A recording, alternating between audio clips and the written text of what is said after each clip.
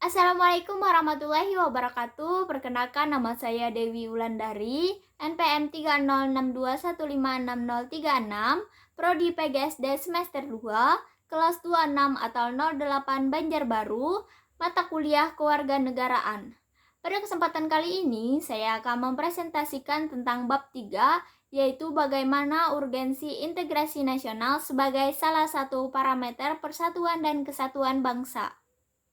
Yang pertama, kita akan membahas makna integrasi nasional. Secara etimologi, istilah integrasi nasional dalam bahasa Inggris adalah national integration.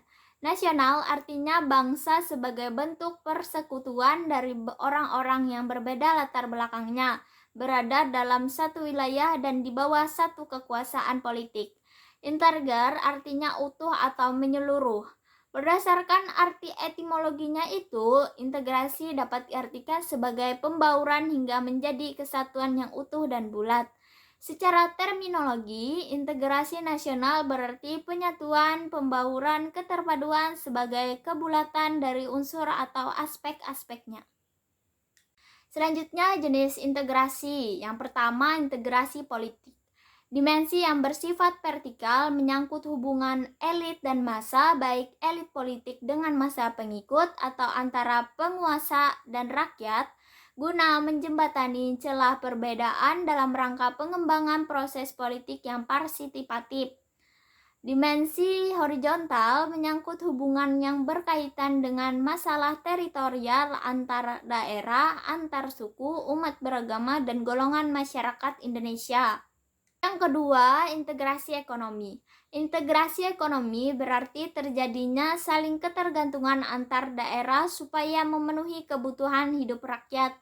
Di sisi lain, integrasi ekonomi adalah penghapusan atau pencabutan hambatan-hambatan antara daerah yang memungkinkan ketidaklancaran hubungan antar keduanya.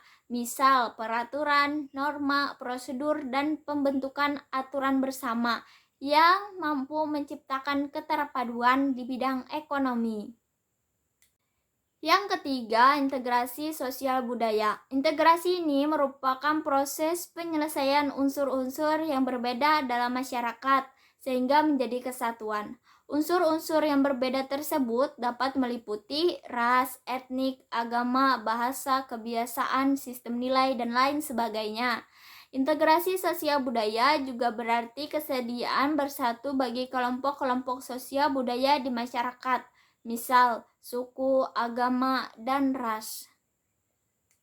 Selanjutnya, pentingnya integrasi nasional. Integrasi diperlukan guna menciptakan kesetiaan baru terhadap identitas-identitas baru yang diciptakan atau identitas nasional. Misal, bahasa nasional, simbol negara, semboyan negara, ideologi nasional, dan sebagainya. Integrasi versus disintegrasi. Integrasi berarti penyatuan keterpaduan antar elemen atau unsur yang ada di dalamnya. Disintegrasi dapat diartikan ketidakpaduan, keterpecahan di antara unsur yang ada. Disintegrasi bangsa adalah memudarnya keterpaduan antar golongan dan kelompok yang ada dalam suatu bangsa yang bersangkutan. Disintegrasi memiliki banyak ragam.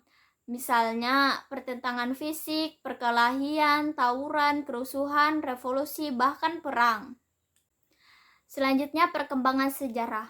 Menurut Suroyo 2002, ternyata sejarah menjelaskan bahwa bangsa kita sudah mengalami pembangunan integrasi sebelum bernegara Indonesia yang merdeka. Menurutnya ada 3 model integrasi di Indonesia, yakni 1. Model integrasi Imperium Majapahit, 2. Model integrasi kolonial, 3. Model integrasi nasional Indonesia. Pengembangan integrasi di Indonesia. Howard Uringins dalam Muhaimin dan Colin McAndrew 1945 menyebutkan ada 5 pendekatan atau cara bagaimana para pemimpin politik mengembangkan integrasi bangsa. Kelima pendekatan kita sebut sebagai faktor yang menentukan tingkat integrasi suatu negara adalah 1. Adanya ancaman dari luar, 2. Gaya politik kepemimpinan. 3. Kekuatan lembaga-lembaga politik. 4. Ideologi nasional. 5. Kesempatan pembangunan. Selanjutnya, dinamika integrasi nasional di Indonesia. Dinamika itu bisa kita contohkan peristiwa integrasi berdasarkan 5 jenis integrasi sebagai berikut. 1. Integrasi bangsa. 2. Integrasi wilayah. 3. Integrasi nilai. 4. Integrasi elit massa. 5. Integrasi tingkah laku atau perilaku integratif. Tantangan dalam membangun integrasi. Dalam dimensi horizontal, tantangan yang ada berkenaan dan pembelahan horizontal yang berakar pada pembedaan suku, agama, ras, dan geografi.